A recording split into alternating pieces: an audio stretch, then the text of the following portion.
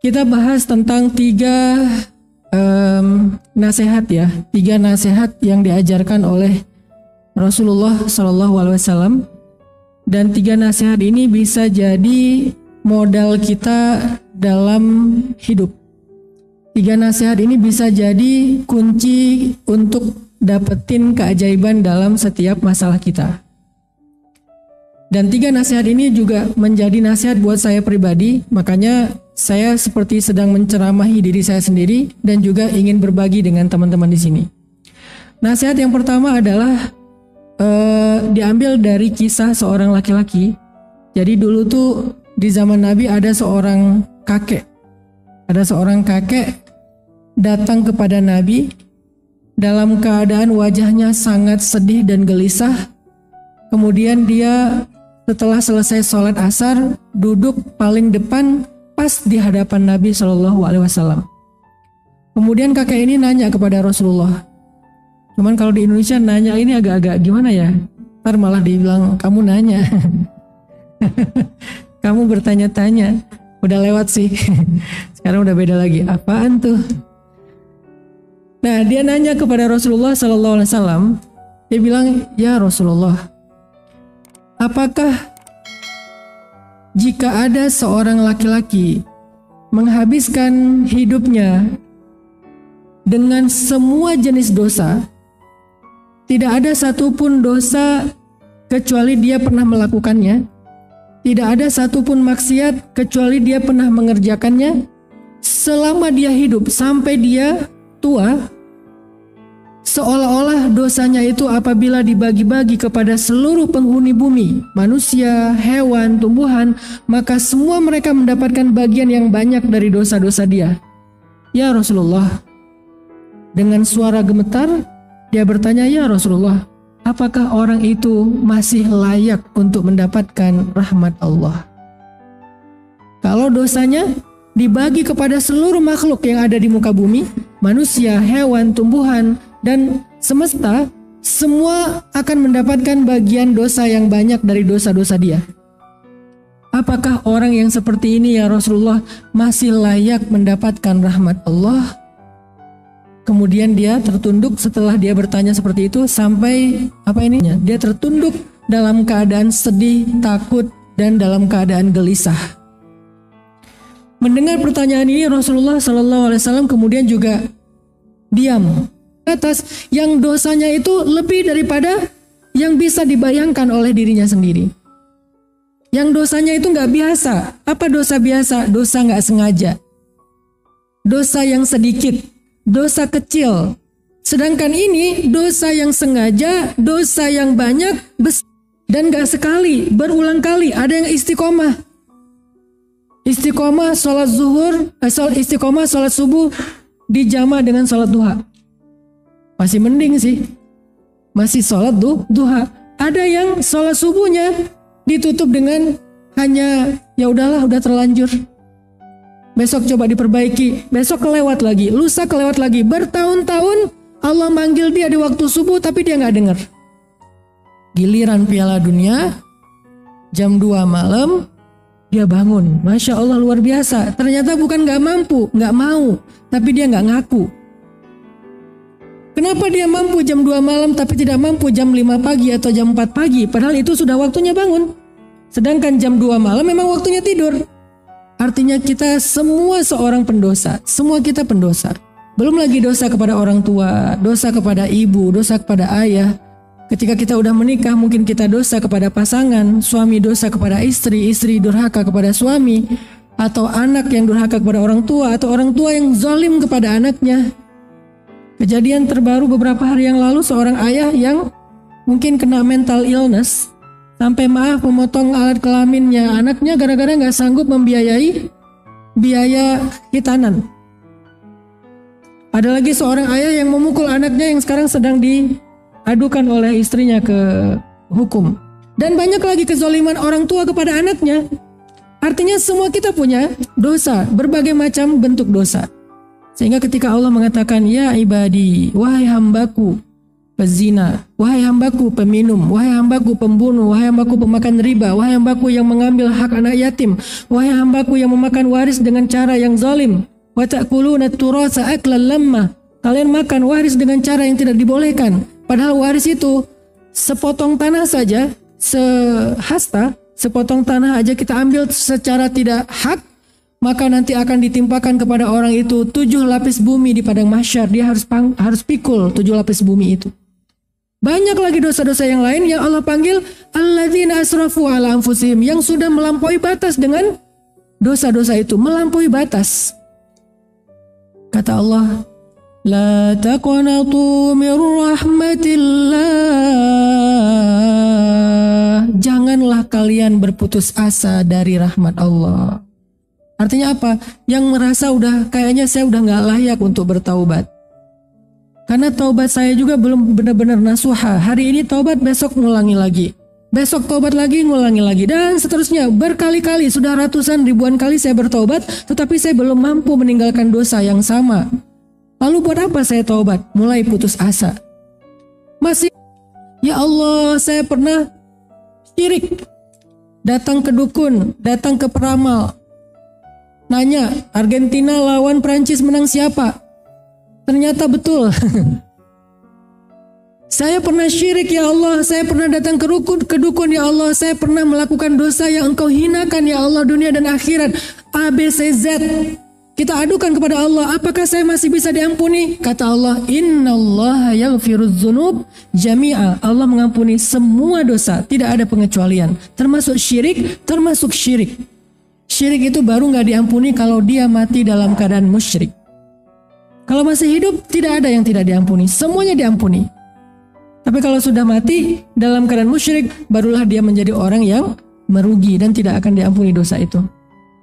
Makanya ketika Allah bilang, innallaha yaghfirudz dzunuba jami'a, itu untuk orang yang masih punya kesempatan, masih bernafas, masih hidup, masih ada kesempatan bertaubat. Kata Allah, innallaha yaghfirudz dzunuba jami'a. Semua dosa kita itu pasti diampuni oleh Allah. Jangan merasa rendah diri, wahai hambaku.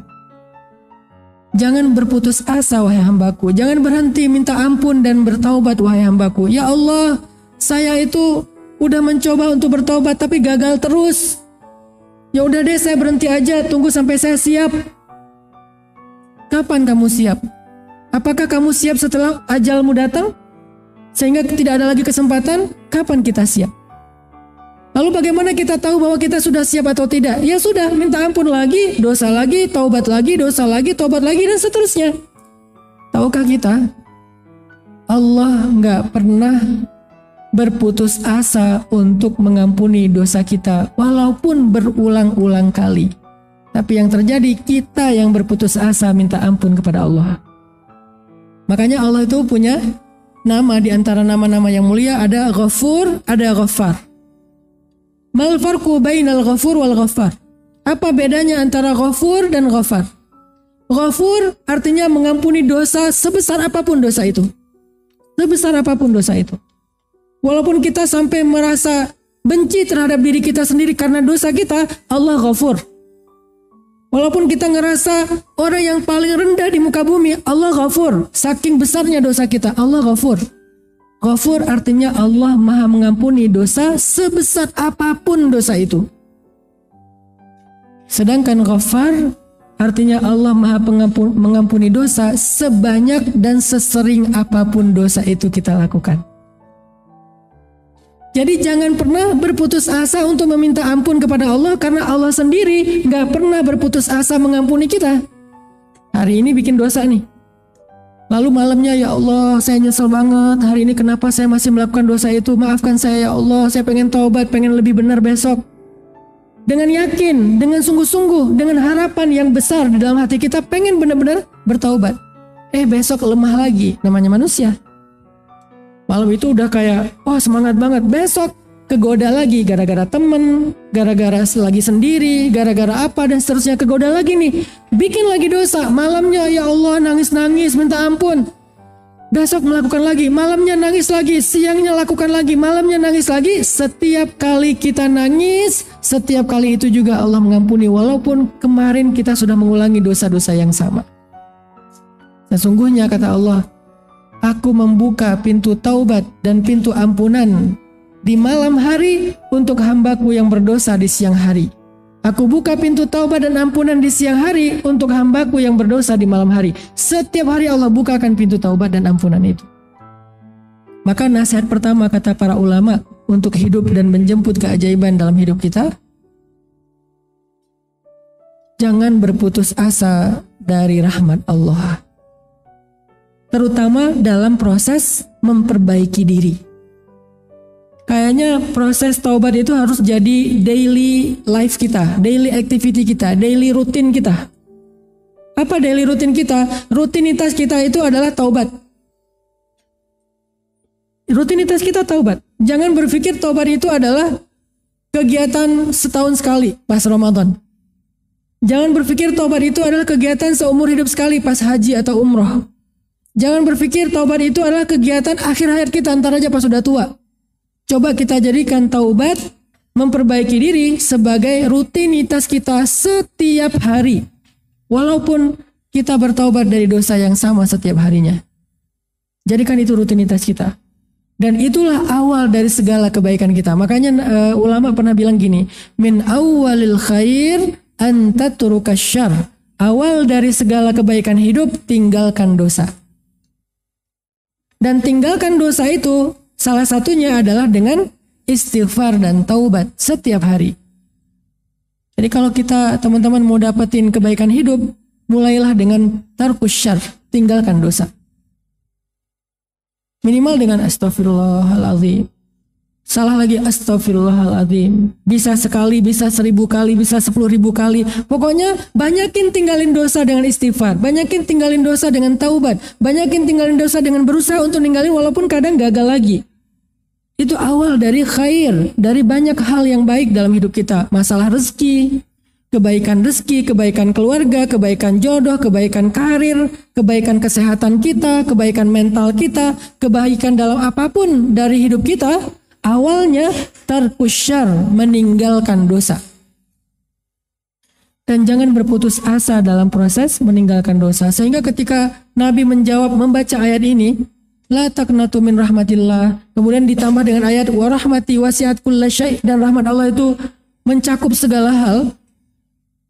Tiba-tiba laki-laki ini berdiri, dia angkat kedua tangannya, dia katakan Allahu Akbar, Allahu Akbar, Allahu Akbar. Sambil dia keluar dari masjid berjalan sambil takbir, kata para sahabat, kami masih mendengar suara takbirnya bahkan ketika dia sudah hilang dari penglihatan kami. Udah jauh masih kedengaran suara takbirnya, saking happy-nya laki-laki tersebut. Ternyata orang sebanyak dosanya dia, sehina dia, masih mendapatkan rahmat Allah Subhanahu wa Ta'ala. Lalu kira-kira lebih banyak mana dengan dosa kita? Kayaknya lebih banyak dia deh kalau kita agak GR dikit. Soalnya kan dia bilang gak ada satupun dosa yang dia tidak lakukan. Kalau kita kan masih ada nih list-list dosa yang belum kita lakuin nih. Kayaknya saya belum deh yang ini. Bukan kebaikan tapi dosa. Artinya kita gak sehina dia teman-teman. Artinya kita gak separah dia. Ini orang emang parah banget sih.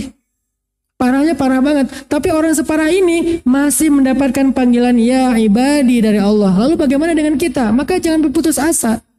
Kita boleh merasa hina, tetapi jangan sampai membuat kita menghinakan diri sendiri dengan keputusasaan.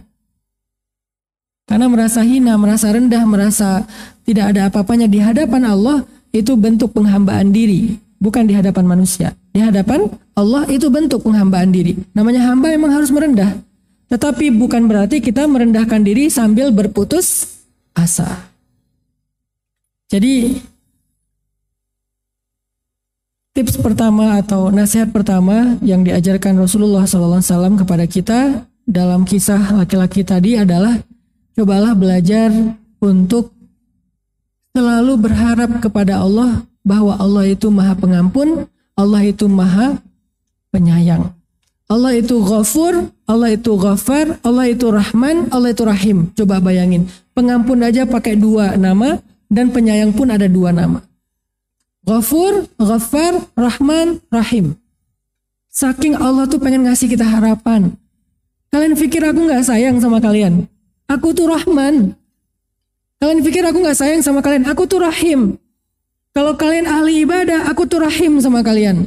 Kalau kalian ahli maksiat, aku tuh rahman sama kalian. Coba. Alasan apa lagi kita merasa bahwa Allah gak sayang sama kita? Kalau kita udah beribadah kepada Allah, Allah itu rahim sama kita. Kalau kita udah banyak berbuat dosa, Allah itu rahman sama kita. Terus mau lari dari mana dari kasih sayang Allah? Gak bisa lari sebetulnya. Kecuali orang yang menutupi dirinya dari kebaikan Allah.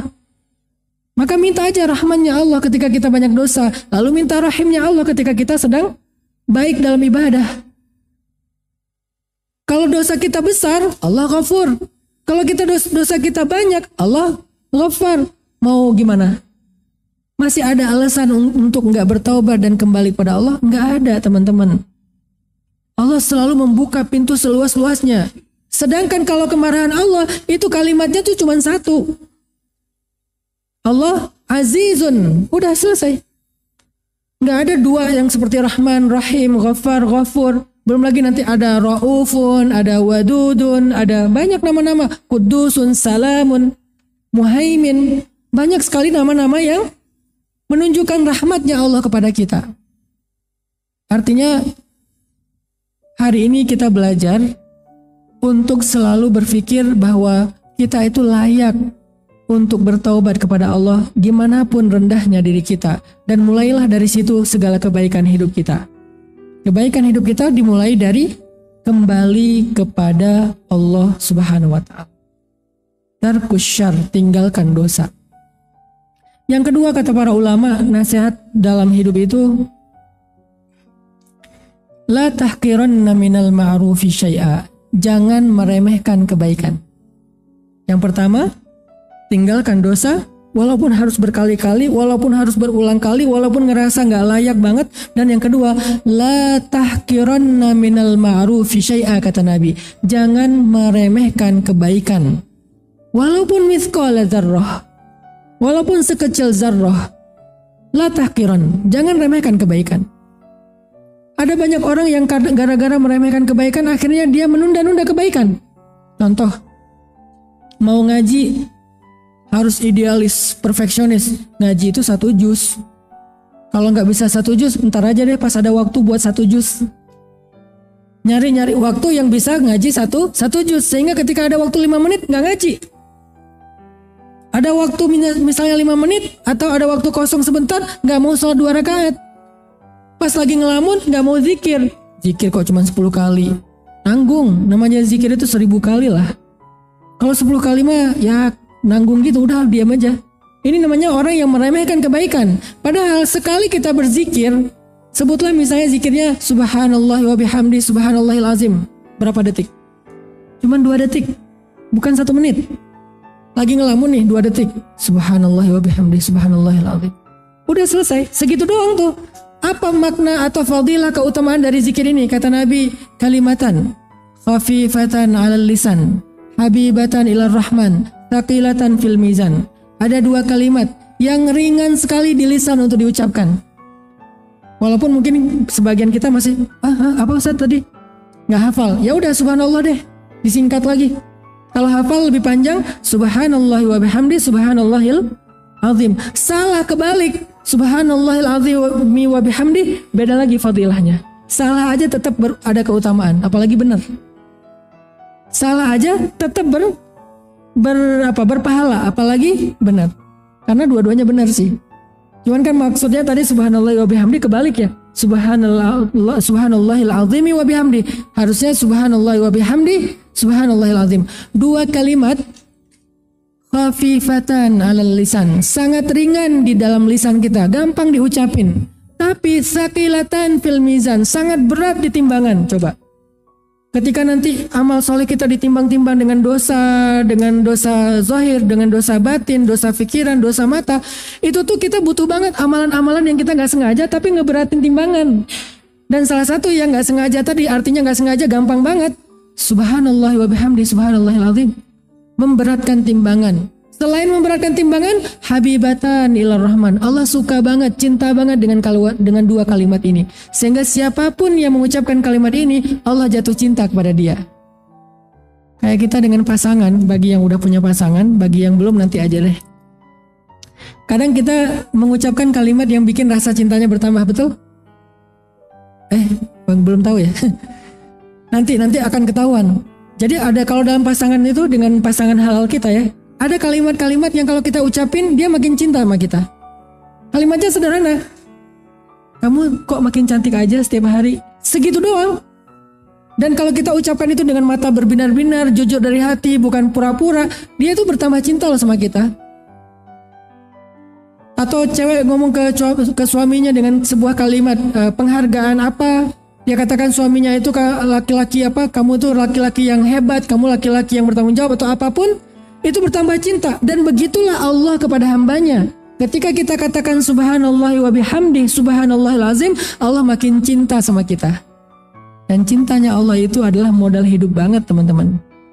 Artinya la tahqiran, jangan remehin. Diam kita diganti dengan zikir sekedar subhanallah, diganti dengan zikir la ilaha illallah miftahul jannah, la ilaha illallah itu pembuka pintu surga. Atau sekedar kita kayak nge-repost sebuah konten yang baik, atau sekedar misalnya share sebuah konten yang baik, atau sekedar apapun. Misalnya hari ini ada pengajian di Masjid Abdullah. Kita tahu tuh dari posternya, kita tahu dari teman kita. Langsung kita forward lagi ke grup atau ke teman kita yang lain. Sesederhana itu, maka itu adalah sebuah kebaikan yang besar. La tahqiran, jangan remehkan. Makanya Nabi mengatakan, la tahqiranna minal ma'rufi syai'a. Ditambah lagi, walau antalqa akhaka biwajhin talik, walaupun cuman senyum doang. Senyum doang. Ayo senyum. Walaupun senyum doang, la tahqiran. Apa sih Ustadz, senyum aja dipaksa-paksa? Enggak, bukan maksa. Ini lagi simulasi nih. Walaupun cuma senyum, jangan remehin loh senyum itu. Kayak misalnya kita lagi di jalan ya, ada orang usil, ada orang yang mungkin gak tertib, gak disiplin di jalan. Terus dia pula yang marah-marah. Kayak kemarin ada yang viral, ibu-ibu naik mobil, di belakang ada ambulan, dia pula yang marah-marah. Gak mau minggir, gak halang-halangi ambulan udah menghindar, dia halangi lagi. Dia buka kaca, dia marah-marah, gak mau, pokoknya gak mau. Artinya orang gak ngerasain bahwa sekedar minggir dikit, sekedar dia ngalah sedetik aja, apalagi untuk ambulan, gak usah untuk ambulan, ngalah untuk orang lain yang kadang-kadang buru-buru ngeklakson kita, siapa tahu dia lagi pengen ke toilet. Siapa tahu dia emang buru-buru karena anaknya lagi sakit di rumah. Siapa tahu banyak. Iltamis li akhika alfa udhrin, berikan kepada saudaramu 1000 alasan. Kata ulama, iltamis li akhika alfa udhrin, cari untuk saudaramu 1000 alasan. Oh mungkin. Kalau nggak sanggup, ya udah deh, pasti ada. Cuman saya nggak tahu. Artinya dengan sekedar ngalah sedikit di jalan, atau kalau ada yang orang usil sama kita buka kaca, kita senyumin, itu langsung berubah loh. Karena senyum itu kan nular ya.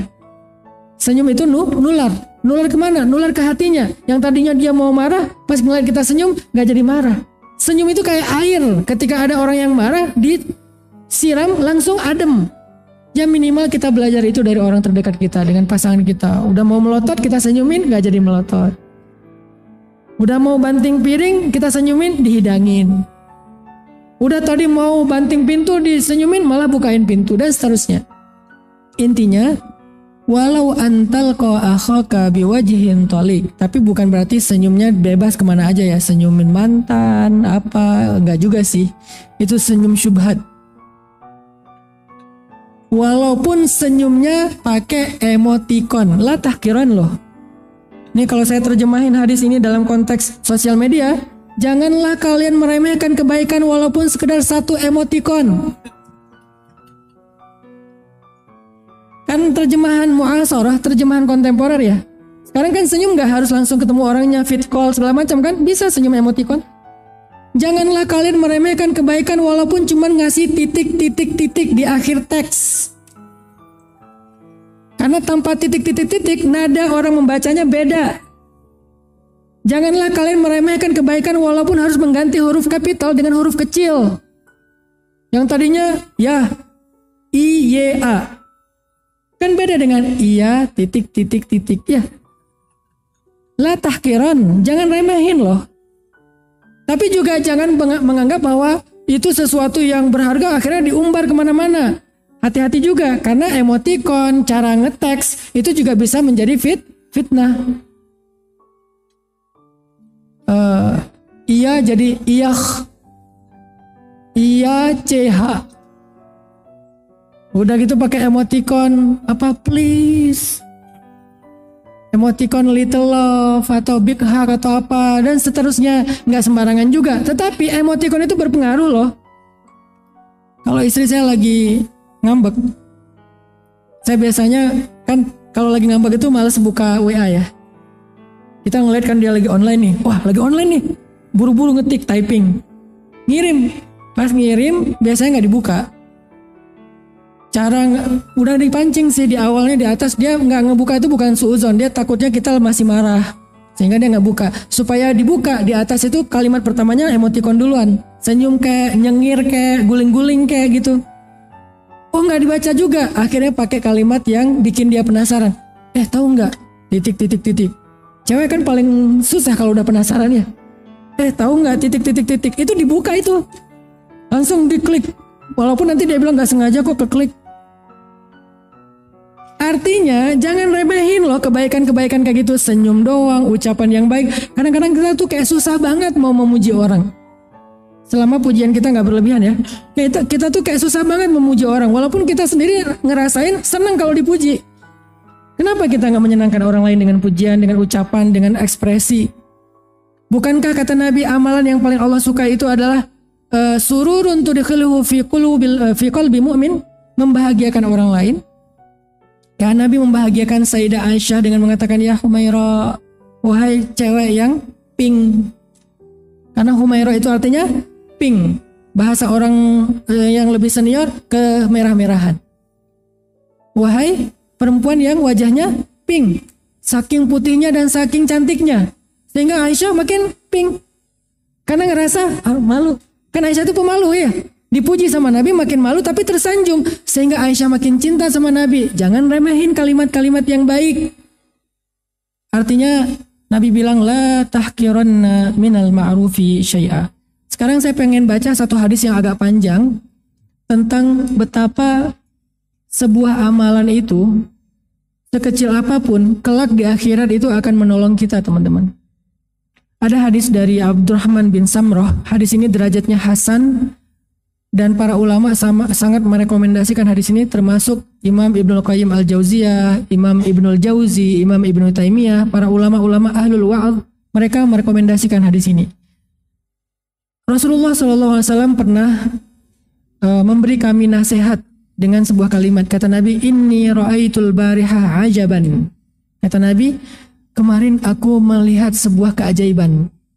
Nabi itu kalau buka sebuah nasihat itu nyaman gitu, bukan aku bersabda, nggak gitu. Nabi itu nggak galak ya, by the way ya. Jadi Nabi itu nggak galak. Kalau kita baca hadis Nabi dengan nada galak, kayaknya kita kurang ada missing link dalam membaca hadis. Karena Nabi itu nggak galak. Kadang-kadang kita tuh udah ngumpulin hadis-hadis untuk menjudge orang lain. Suami ngumpulin hadis tentang istri ngumpulin hadis tentang suami. Sehingga ketika istrinya salah, mah Rasulullah bersabda. Padahal Nabi aja nggak kayak gitu ke Aisyah. Aku bersabda, enggak. Padahal Nabi pemilik hadis loh. Kita yang bukan pemilik hadis pakai-pakai. Nabi kalau Aisyah lagi ngambek, istrinya lagi ngambek, nggak pakai hadis, pakai akhlak. Nabi menghadapi mereka dengan akhlak. Nanti kalau udah nyaman baru dinasihati dengan hadis. Kalau kita nggak pakai akhlak, pakai nada tinggi, pakai kalimat hadis, udah gitu nyontek lagi. Bentar mah, tadi di mana nyimpannya? Nabi bilang, inni ra'aitul barihah ajaban. Sesungguhnya kemarin aku melihat sebuah keajaiban. Kalau Nabi bilang keajaiban itu benar-benar ajaib. Kalau kita kadang-kadang terlalu norak ya, hal biasa sepele bilang ajaib. Nabi kalau bilang keajaiban, ajaib banget. Apa yang ajaib? Nabi itu kan diberikan oleh Allah kemampuan melihat tentang sesuatu yang tertutup hijab. Misalnya melihat surga, melihat neraka, melihat kejadian hari kiamat, melihat masa depan, itu ditampakkan kepada Nabi, sehingga Nabi melihatnya seperti kita ngelihat nonton Avatar 3D. Mungkin lebih dari itu, pastinya lebih daripada itu. Kok ngomong Avatar Ustaz? Ya biar lebih kebayang ya. Artinya Nabi itu punya teknologi yang Allah berikan lebih dahsyat daripada 3D. benar-benar ngerasain. Kalau avatar 3D itu kan kayak diciprat-cipratin air seolah-olah kita kayak lagi di laut gitu kan. Tapi kan itu airnya nggak real gitu, cuman air yang dicipratin pakai shower apa gitu mungkin. Tapi kalau Nabi ngerasain surga itu benar-benar ngerasain, bukan sebuah simulasi doang. Nah, Nabi bilang aku melihat sesuatu yang sangat ajaib tentang hari kiamat. Lalu para sahabat bertanya, apa itu ya Rasulullah? Kabarkan kepada kami. Penasaran para sahabat itu. Kata Nabi, Ra'aitu rajulan min ummati atahu malakul maut liyaqbidha ruhahu faja'ahu birruhu biwalidayh faradda malakal maut anhu. Aku melihat seorang laki-laki di antara umatku. Datang kepadanya malaikat kematian untuk mencabut ruhnya. Maka kemudian baktinya kepada orang tua mendatanginya, kemudian membuat malaikat itu menjauh darinya.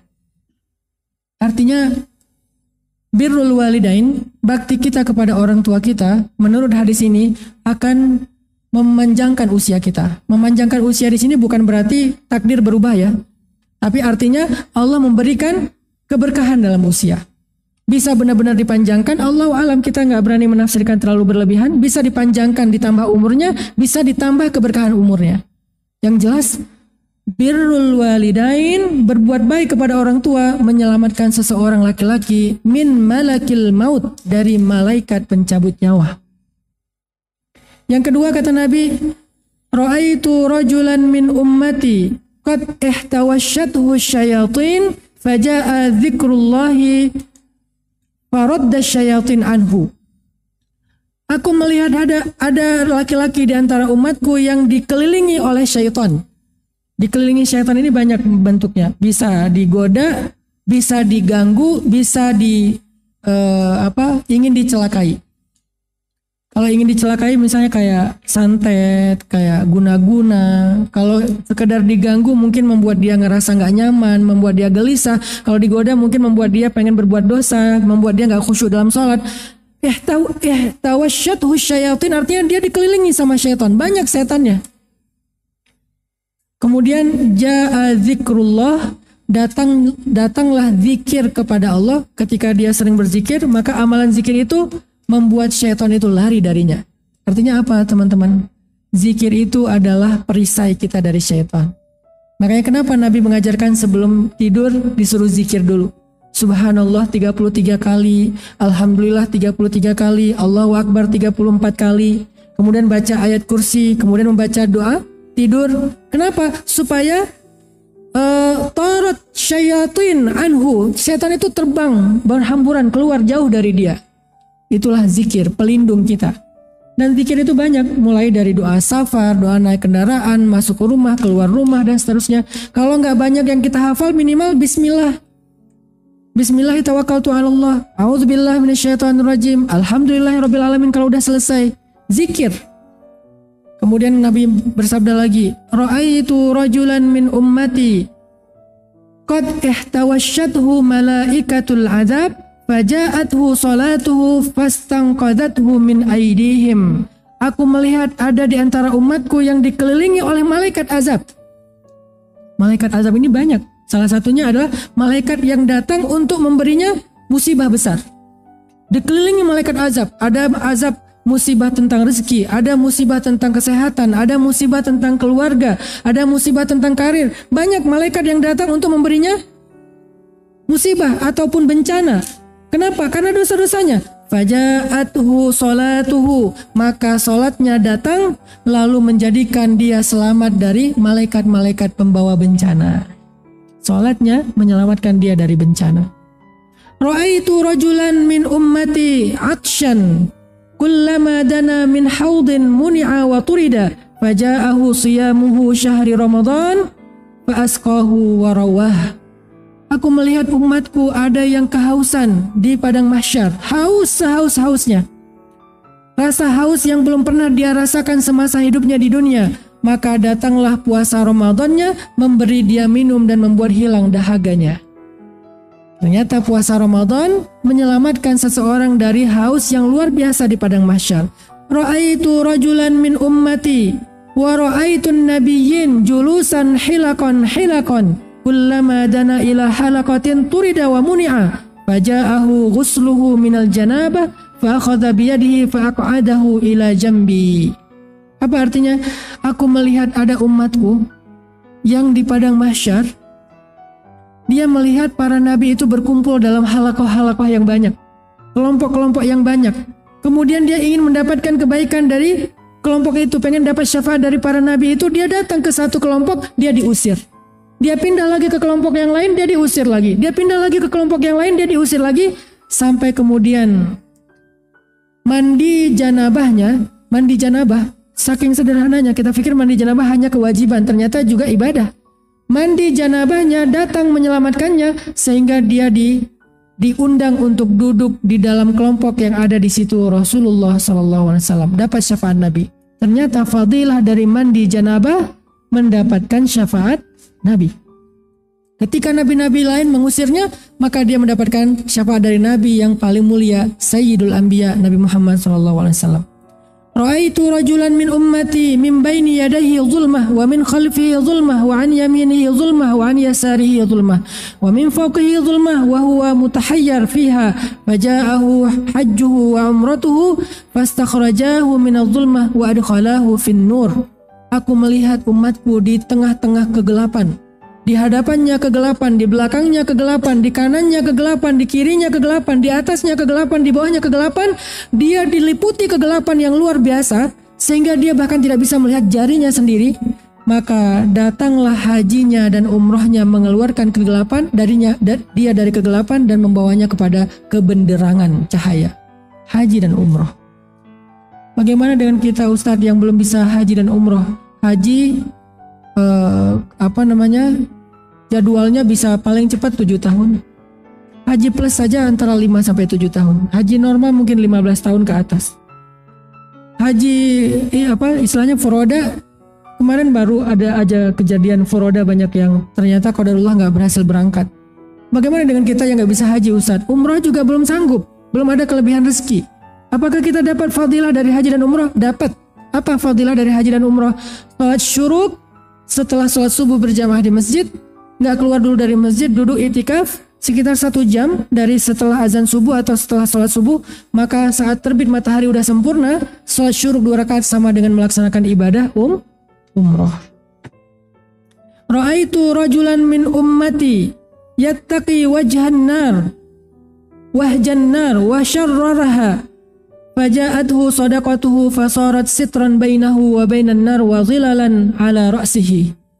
Aku melihat di antara umatku ada yang mau dibakar dengan api neraka sehingga dia tutup wajahnya karena dia takut wajahnya terbakar api neraka. Kemudian datanglah sedekahnya menyelamatkannya dan sedekah itu menjadi sitar, menjadi pembatas atau hijab antara dia dengan api neraka. Hadis ini panjang sekali, yang saya baca baru sepertiga. Masih banyak sekali fadilah-fadilah, baik fadilah dari berharap kepada Allah, takut kepada Allah, berbuat baik kepada manusia, apalagi ini fadilah dari husnuzon kepada Allah, fadilah dari kalimat la ilaha illallah. Banyak, artinya banyak hal yang kita anggap sepele, ternyata kelak di akhirat dia akan menjadi penyelamat kita. Makanya jangan remehkan kebaikan, walaupun sekedar kebaikan yang kecil kayak kita mengucapkan subhanallah, alhamdulillah dan seterusnya. Jadi cobalah kita ganti diam kita dengan zikir.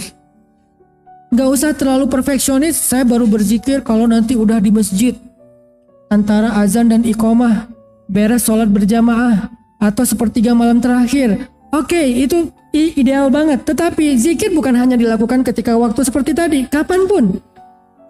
Karena zikir itu adalah ibadah mutlak, boleh dilakukan kapan saja dan berapapun jumlahnya. Sekedar kita lagi di jalan, ya udah, la ilaha illallah, la ilaha illallah. Dapat 10, alhamdulillah. Udah banyak tuh 10. Apalagi kalimat la haula wala quwata illa billah. Apa kata Nabi? Qul la haula wala quwata illa billah fa innaha kanzun min kunuzil jannah. La haula wala quwata illa billah itu harta yang tersimpan di dalam surga. Artinya kalau kita pengen jadi orang terkaya di dunia, ucapkanlah la haula sekali saja, udah lebih kaya daripada Elon Musk. Sekali saja, udah lebih kaya daripada Elon Musk. Kenapa saya bilang Elon Musk? Elon Musk kan hanya salah satu orang terkaya di dunia, bukan pemilik bumi kan? Sedangkan la haula wala quwata illa billah lebih baik daripada bumi dan seisinya. Sehingga nggak akan fakir orang yang mendawamkan la haula wala quwata illa billah. Itu keren banget loh. Mau jadi orang kaya, selain berbisnis, ngurus lagi dan segala macam. Manusia masukin kartu, ternyata mesinnya rusak, akhirnya heboh. Allah nggak ada mesin rusak, tidak ada lupa pun. Tapi juga rahasianya tidak terbongkar ke siapapun. Mudah tetapi sangat safety. Biarkan Allah yang menyimpan harta kita. Kadang-kadang kita gini ya, kalau nggak kita lihat secara fisik, kita nggak percaya. Kalau kita nggak lihat secara fisik, kita nggak percaya. Padahal yang kita lihat juga, yang kita simpan di beberapa tempat itu juga nggak ngelihat fisiknya kan. Cuma ngelihat angka doang kan. Kita pakai aplikasi. Oh, uang saya sekarang sekian. Ngelihat nggak uang sebanyak itu? Sebutlah 1 miliar. 1 miliar kan beberapa koper atau 1 koper. Ngelihat nggak uang 1 koper? Enggak, cuma ngelihat angka 1 miliar. Tapi kok tenang? Percaya sama lembaga tersebut gitu ya. Kenapa ketika Allah bilang bahwa sedekah itu 700 kali lipat? Artinya kalau kita kasih 1 rupiah kita dapat 700 rupiah. Kita kasih 1000 kita dapat 700.000. Kita kasih 1 juta dapat 700 juta. Kita nggak percaya bahwa itu ada. Padahal itu disimpan di langit dan Allah itu punya lauhun mahfuz. Buku catatan yang sangat rahasia dan terjaga. Nggak ada yang bisa mengcrack itu. Nggak ada yang bisa menembus itu. Ini masalah iman. Tapi gimana cara ngambilnya Ustadz? Cara mencairkannya gimana? Kalau yang di bumi kan gampang, tinggal gesek. Belanja di mall gesek. Lebih gampang lagi, tinggal gini. Sekarang saya tanya ya. Ini ada 2 pilihan nih. Pilihan yang pertama, teman-teman. Kita dikasih uang 1 miliar. Nggak usah 1 miliar deh. Kita dikasih uang 20 juta. Kita dikasih uang 20 juta rupiah. Alhamdulillah, dagangan laku, dapat uang 20 juta rupiah. Kemudian kita sakit, lalu biaya berobatnya 20 juta. Sehingga kita bisa berobat di rumah sakit dengan kamar yang VIP. Sendiri ada sofa bednya, sehingga keluarga kita bisa nungguin kita di rumah sakit nyaman sambil nonton, sambil sekalian reuni keluarga lah. Biasanya kalau ada yang sakit kan suka reuni keluarga tuh. Datang sepupu, datang paman, datang siapa-siapa. Akhirnya reunilah di rumah sakit. Seru kan? Ya maksudnya seru reuninya, bukan seru sakitnya. Dan kita merasa alhamdulillah ya, kalau ada rezeki itu enak ya, sakit juga. Kalau ada uang sakit juga enak. Tinggal di rumah sakit, kelasnya VIP, dokter yang datangnya juga dokter ahli. Dokter ahli itu kalau lagi visit beda sama perawat-perawat yang mungkin masih magang. Kalau dokter yang ahli yang visitnya itu, Bapak gimana? Oh nggak apa-apa, ini mah biasa. Padahal udah parah banget. Karena beliau tahu memotivasi pasien dan seterusnya. Nyaman gitu diskusinya. Dok, ini gimana dok? Oh ya ini dijelasin dengan sabar. Sehingga kita berpikir, iya ya uang tuh penting ya.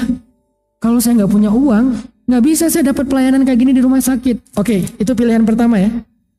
Pilihan yang kedua, kita nggak dapat proyek 20 juta, tapi kita nggak sakit. Pilih yang mana? Kan nggak ada pilihan itu. Itulah manusia. Kalau ada 2 pilihan nih, kira-kira yang mana nih? Yakin? Seringnya kita kayak gitu teman-teman. Cuman kita nggak sadar. Ya Allah, mana katanya dimudahkan rezeki, duitnya ada di langit. Kok saya nggak dapat? Dapat. Dengan apa? Bukan sembuh dari sakit, tapi dihindarkan dari sakit. Bukan bisa berobat di rumah sakit dengan kelas VIP, tapi bahkan nggak perlu ke rumah sakit. Kan lebih enak nggak perlu ke rumah sakit daripada ke rumah sakit walaupun kelas VIP. Kita nggak sadar tentang itu, makanya nggak ada yang hoax atau fake dari janji Allah tuh nggak ada. Cuman cara Allah berinteraksi dengan hambanya tuh sering kita nggak ngerti karena kita bodoh dan nggak terlalu yakin sama Allah. Gitu juga dengan keluarga kita, anak-anak kita. Dengan punya uang banyak, akhirnya saya bisa nyekolahin anak saya di sekolah yang mahal. Biaya masuknya ada tuh di Jakarta. Satu sekolah biaya masuknya 150 juta SD. Di Malang juga ada Ustadz kata teman-teman. Oh iya ya. Di Bandung ada 80 juta misalnya. Masuk 80 juta. Ada yang masuk 150 juta. Kemudian uang bulanannya 5 juta. Uang tahunannya 30 juta. Karena saya punya uang, akhirnya saya bisa nyekolahin anak saya di sekolah yang mahal. Yang satu lagi, saya nggak punya uang, sehingga nggak bisa nyekolahin anak. Saya cari sekolah yang murah-murah aja. Akhirnya sekolah yang murah itu sekolah agama. Sekolah agamanya sekolah Al-Quran. Akhirnya anaknya hafiz Al-Quran. Mana yang lebih baik? Dua-duanya baik. Silahkan kita pilih. Nggak ada yang buruk. Saya nggak mau menjudge siapapun. Tetapi di sini kadang-kadang kita salah paham. Seolah-olah kalau nggak dapat yang ini, kita kayak orang yang kurang beruntung. Para sahabat itu doanya Nabi. Ada yang berani doa kayak gitu? Nabi itu pengen jadi orang miskin, wafat sebagai orang miskin, dibangkitkan sebagai orang miskin, di surga bersama orang miskin. Miskin ya, bukan fakir. Tapi kan kata Nabi itu kemiskinan dekat dengan kekufuran. Kata siapa? Nabi nggak pernah ngomong gitu. Tapi kan terkenal hadisnya. Terjemahannya keliru. Kalimat bahasa Arabnya kadal fakru ayyakuna kufran. Hampir-hampir kefakiran membuat orang kufur, bukan kemiskinan, kefakiran. Apa beda miskin dengan fakir? Miskin adalah tentang kondisi ekonomi, finansial, hartanya pas-pasan. Fakir tentang masalah mental. Bisa jadi orang kaya lebih fakir daripada orang miskin. Ketika dia selalu merasa kurang. Udah jadi orang terkaya di dunia, masih merasa kurang. Kenapa? Ada yang lebih kaya dari dia. Kemarin disalib. Urutan pertama disalib jadi urutan kedua. Sehingga dia merasa kurang. Harus tahun ini saya jadi nomor 1 lagi. Fakir. Karena dia merasa kurang walaupun udah punya sekian ribu triliun. Sedangkan orang miskin, alhamdulillah ya, bisa makan enak, beli nasi goreng hari ini, dimakan bertiga. Itu orang kaya, ghani. Tetapi finansialnya miskin. Tetapi mentalnya ghaniyun. Orang yang merasa cukup. Jadi nggak ada kata orang miskin dekat kepada kekufuran, itu nggak ada. Itu hadis yang salah diterjemahkan di Indonesia. Terjemahan yang lebih tepat adalah hampir saja kefakiran menjadikan seseorang itu kufur. Makanya Nabi berdoa, ya Allah, aku berlindung kepadamu dari fakro, dari kefakiran. Tidak pernah Nabi berdoa, ya Allah, aku berlindung kepadamu dari kemiskinan. Nggak pernah Nabi berdoa gitu. Terus Ustaz berdoa minta jadi orang miskin. Enggak juga sih. Sama kita. Iman kita belum sekeren Nabi dan sahabat. Abdurrahman bin Auf itu nangis gara-gara jadi orang kaya. Aneh kan? Kita nangis karena pengen jadi orang kaya. Dia nangis gara-gara kok saya kaya sih. Ini gimana cara biar miskin? Sedekah. Habisin. Nambah lagi. Kan makin sedekah makin nambah. Salah caranya. Kok malah sedekah? Makin sedekah makin nambah. Terus caranya gimana? Cara haram gak mau. Cara halal ya sedekah. Sedekah lagi yang banyak. Sekali sedekah itu 100 ekor onta. Sekali sedekah itu kafilah dagang. Ngasih, makin ditambah sama Allah. Sehingga nangis, ya Allah kok gak habis-habis sih harta saya. Wah ini nih gak habis pikir saya tuh. Lagi buka puasa, istrinya ngidangin banyak makanan, lihat makanan yang banyak malah nangis. Kalau kita ngelihat meja nangis karena kok gak ada makanan kesukaan saya. Ada kolak, ada opor, ada segala macam. Abdurrahman kata istrinya, wahai suamiku, ada salah apa? Apa ada yang kurang dari masakan aku? Enggak, aku nangis makanannya kok banyak banget. Masya Allah. Artinya ini kenapa jadi ngebahas bab ini ya? Tadi apa sih?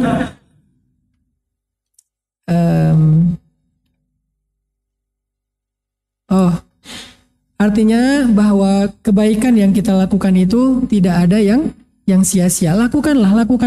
Walaupun waktu kita sebentar, walaupun waktu kita cuma 5 menit. Baca Quran itu jangan idealis harus 1 juz.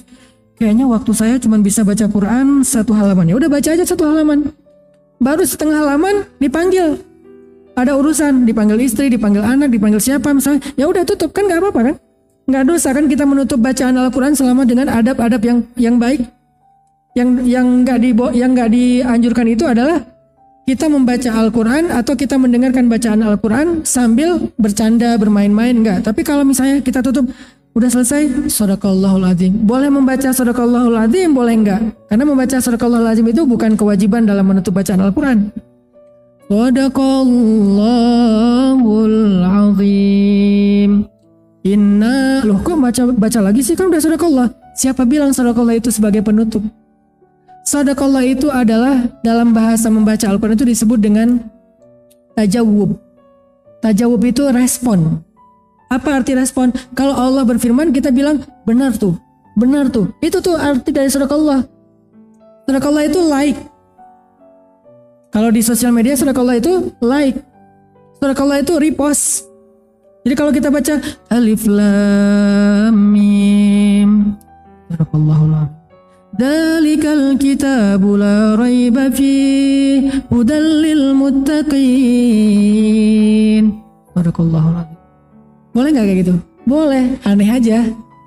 Tapi itu boleh. Aneh itu gara-gara kebiasaan kita.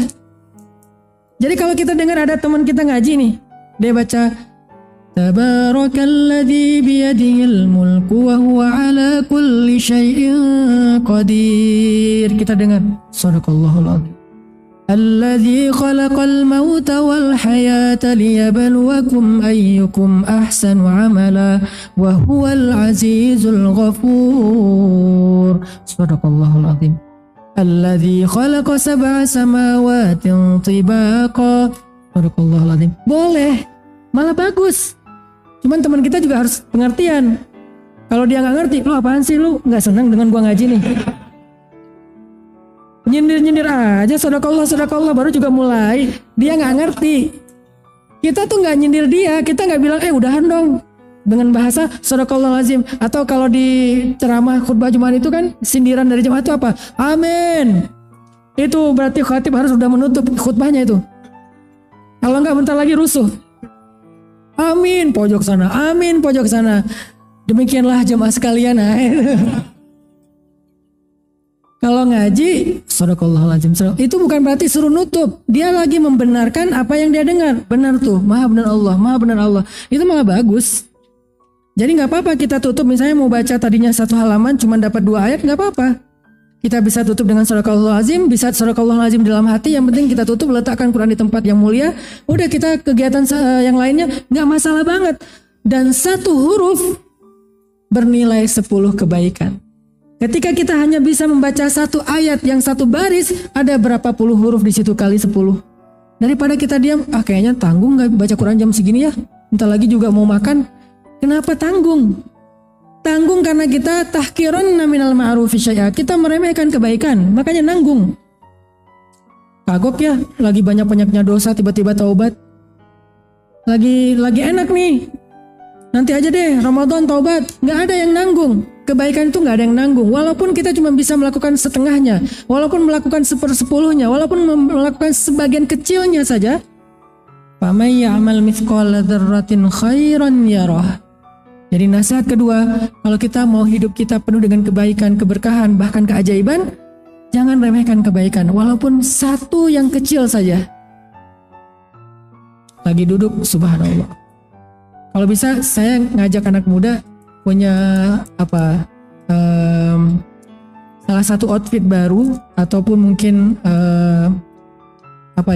penampilan baru. Sekarang anak-anak muda terutama yang cowok, cewek juga nggak masalah. Kemana-mana kalian bawa ini deh. Emang boleh Ustadz pakai tasbih? Nggak pakai tasbih, pakai jari boleh, pakai tasbih boleh, pakai ceker juga boleh. Itu hanya media. Yang penting zikirnya. Jangan sampai tasbihnya udah gede-gede nggak zikir. Cekernya udah dihias-hias pink gitu kan, ada warna-warni bling-bling-bling, tapi nggak pernah angkanya 0. Yang penting adalah zikirnya. Boleh yang nyaman kayak gini boleh, yang nyaman kayak gini juga boleh. Saya pakai 3-tiganya. Kalau yang zikir habis sholat saya pakai jari. Tapi kalau yang sehari-hari biar kadang-kadang kalau gini kan tiba-tiba kepegang apa lupa ya. Nah kalau kayak gini kan ada semacam sugestinya. Oh ya saya lagi zikir ya. Kalau yang ceker itu bikin kita termotivasi untuk lebih banyak. Wah 2.000, 10.000, gitu kan? Itu motivasi. Jadi saya ngajak nih anak muda, kalian koleksi deh benda ini. Kita udah mengkoleksi benda ini, kita mengkoleksi benda-benda macam-macam yang sebetulnya hanya entertain atau kalau ada kebutuhan pun ini juga kebutuhan yang dahsyat. Jangan remehkan benda ini. Sehingga kalian kemana-mana jadikan ini kayak misalnya kalian taruh di tangan kalian boleh, kalian pegang kayak gini juga boleh. Sama satu lagi ceker. Ceker taruh di tas kalian atau di mana, beli ceker harganya cuma 2.500 di marketplace. Murah banget. Kalau buat cewek-cewek biar agak fashionable dikit, cari yang bling-bling yang warna pink atau warna kesukaan kalian nggak apa-apa, pakai di sini. Jangan hanya pakai cincin, pakai ceker sebagai cincin. Dan kalau udah make, itu biasanya lebih banyak zikirnya dibandingkan nggak make. Kalau saya nggak pakai ini nih, zikirnya tunggu sholat. Tapi kalau pakai ini, begitu nganggur, buka. Kalau yang ini agak ribet ya bukanya. Wah, sambil diam, sambil gitu kan. Kalau pakai ceker, udah dipakai di jari. Pas lagi nganggur dikit, tinggal muter, tek. 700. Masya Allah. Padahal cuma 5 menit. Coba bayangin kita ngucapin la ilaha illallah. Saya pernah ngitung la ilaha illallah itu 1000. Itu kurang dari 10 menit. 1000. La ilaha illallah. Lagi di pesawat kemarin saya di Banjarmasin ya. Pesawatnya udah mau landing. Tinggal sekitar 15 meter dari landasan. Naik lagi gara-gara angin kenceng. Ke bawah angin, terus kayaknya pilotnya bilang nih nggak safety banget untuk landing, naik lagi. Akhirnya kita holding di udara sekitar 1 jam. Hikmah yang saya dapatkan apa? Gara-gara itu jadi banyak zikirnya. Turbulence, di belakang ada yang baca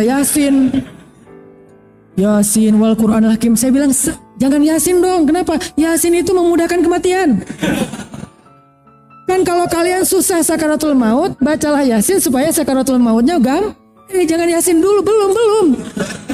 Mending Al-Muluk kayak Ar-Rahman kayak ayat kursi kayak gitu ya. Yasin kalau benar-benar lagi naza sakaratul maut, baca Yasin memudahkan sakaratul maut. Ini belum apa-apa udah Yasin aja tuh di belakang. Yasin wal Qur'anil Hakim. Aduh, ibu teh Jadi gara-gara holding 1 jam, ya udah alhamdulillah dapat berapa ribu zikir. Ya zikir yang gara-gara takut ya nggak apa-apa, apapun alasannya, yang penting zikir.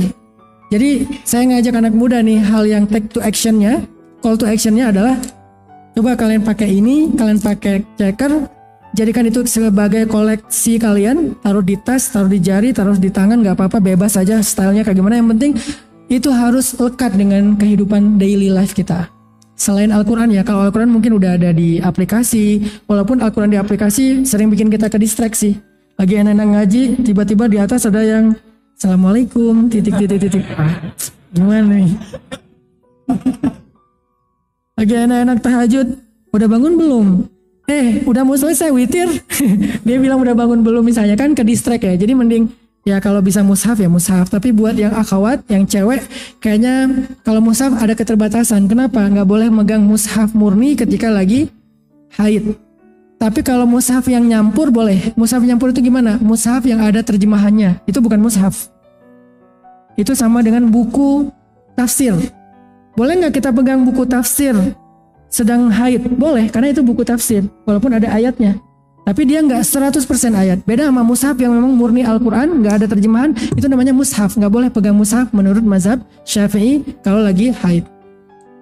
Jadi gimana di sini? Ada Quran di pikiran. Ya, dia hafal Quran. Lo jangan ke toilet. Kenapa? Lo kan hafiz. Kasihan atau dia gimana tuh kalau kebelet?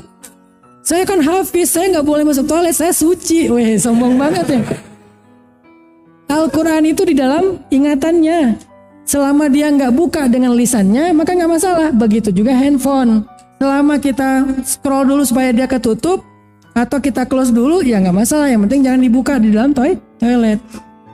Oke, balik lagi, yang penting bacalah atau lakukanlah kebaikan walaupun waktunya terbatas. Yang terakhir, nasihat dari Nabi dan para ulama, kalau hidup kita mau berharga itu adalah belajar berbaik sangka kepada Allah Subhanahu wa Ta'ala. Kata Allah dalam hadis qudsi, "Ana 'inda dhanni 'abdi bi", aku tergantung prasangka hambaku kepadaku. Di dalam surat Al-Baqarah, kalau nggak salah ayat 108 kalau nggak salah. Apa 96? Wa asa an takrahu syai'an wa huwa khairul lakum wa asa an tuhibbu syai'an wa huwa syarrul lakum wallahu ya'lamu wa antum la ta'lamun. Bisa jadi kalian membenci sesuatu padahal itu baik untuk kalian. Bisa jadi kalian menyukai sesuatu padahal itu buruk untuk kalian. Allah tahu dan kalian nggak tahu. Di sini kita diajarkan untuk berbaik sangka kepada Allah. Terutama ketika kita dapat musibah. Terutama ketika kita berdoa. Berbaik sangka kepada Allah. Apa berbaik sangka kepada Allah ketika kita berdoa? Allah pasti mengabulkan doa kita. Pasti. Kok saya bilang pasti sih, bukan insya Allah? Karena Allah sendiri yang berjanji. Insya Allah itu kan sesuatu yang kita belum tahu akan terjadi atau enggak ya. Kalau Allah berkehendak terjadi. Kalau ini Allah emang berkehendak. Sehingga saya katakan itu pasti Allah mengabulkan doa-doa yang baik, udah pasti. Ud'uni astajib lakum. Berdoalah kepadaku, aku pasti akan mengabulkan doa kalian. Itu janji Allah. Tapi saya sering Ustaz berdoa belum dikabulkan. Nah ini nih, berbaik sangka kepada Allah. Pasti dikabulkan dan Allah mengabulkan minimal dengan 2 cara. Tapi kita hanya berharap dengan 1 cara. Ini egonya kita nih. Cara pertama, Allah mengabulkan doa persis seperti yang kita minta. Ya Allah, nikahkan saya dengan Sukainah bintu Husain. Ini ceritanya tabi'in. Berdoa depan Ka'bah, ya Allah nikahkan aku dengan Sukainah bintu Husain. Siapa itu Sukainah bintu Husain? Sukainah bintu Husain selebgram di masa itu.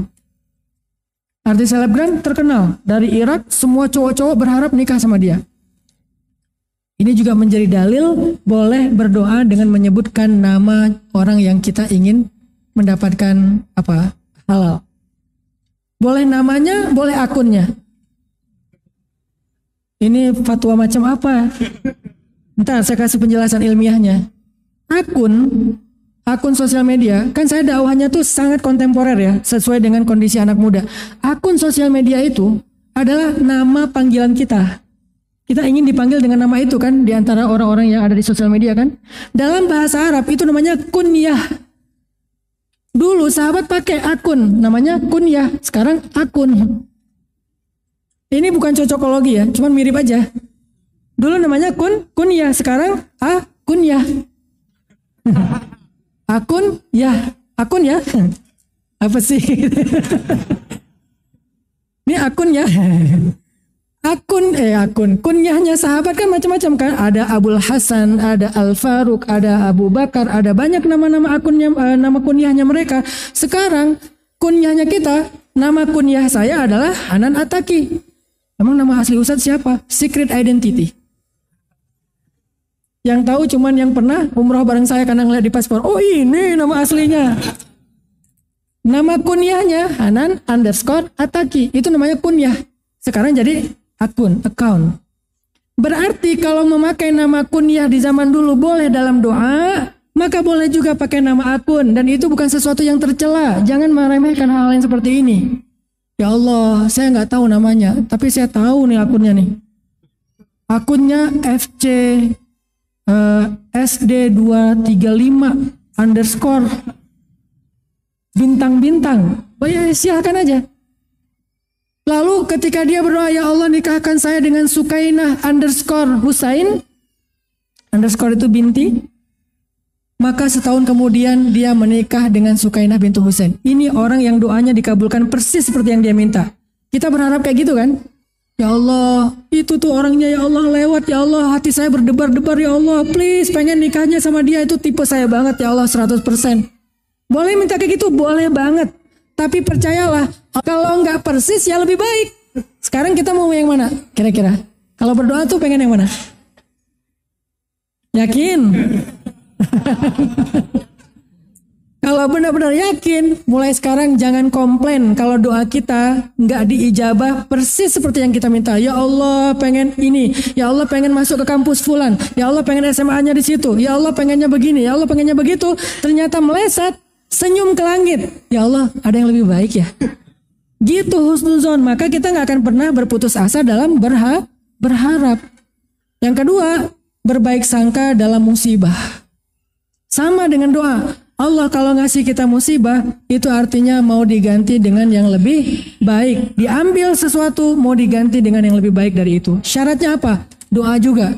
Allahumma ajurni fi musibati wa khlufli khairam minha. Ya Allah beri saya pahala dalam musibah saya, beri saya ganti yang lebih baik dari itu. Karena saya pernah ngalamin itu beberapa kali, sering lah. Saya kalau dapat musibah memang sedih sih. Tapi setelah sedih saya langsung recovery cepet gara-gara saya yakin musibah itu cara Allah mengganti nikmat.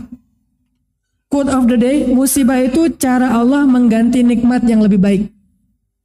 Sehingga kalau kita dapat musibah, pakai quote itu, cara Allah mengganti nikmat yang lebih baik. Ya udah Rito. Saya pernah musibahnya motor saya hilang. Saya beli motor sekitar 18 juta, baru 2 bulan hilang. Pas udah hilang, akhirnya saya lihat ke langit, ya Allah, beri saya pahala dalam musibah saya, beri saya ganti yang lebih baik daripada ini. Gak apa-apa.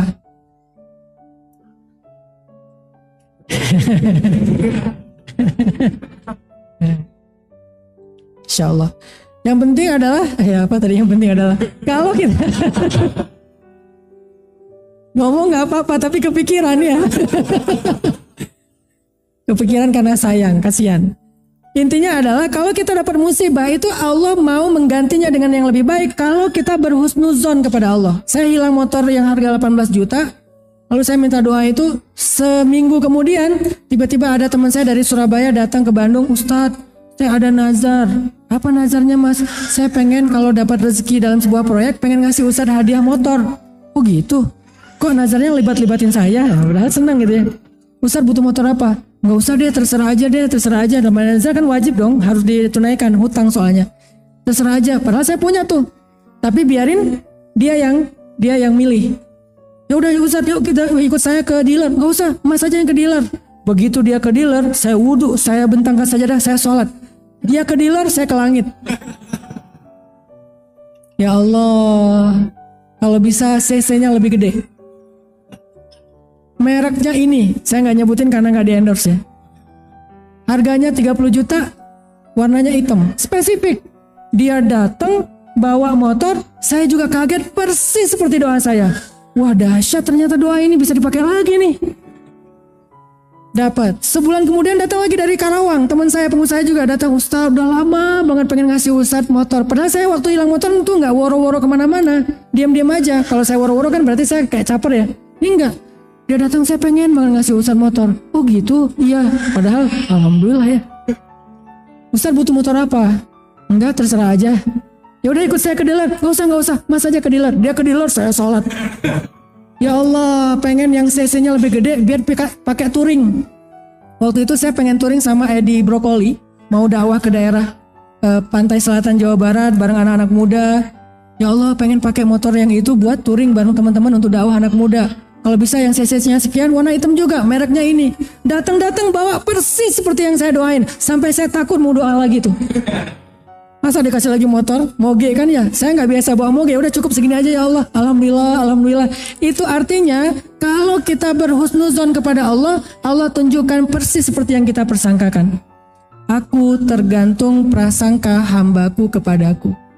Mudah-mudahan 3 kunci ini, 3 nasihat ini bisa menjadi modal hidup kita. Yang pertama adalah jangan berputus asa dalam memperbaiki diri, bertobat kepada Allah. Yang kedua, jangan remehkan kebaikan walaupun cuma zikir 1-2 kali, walaupun baca ayat 1-2 ayat. Dan yang ketiga, berbaik sangkalah kepada Allah dalam doa dan dalam musibah. Barakallahu fikum. Wassalamualaikum warahmatullahi wabarakatuh.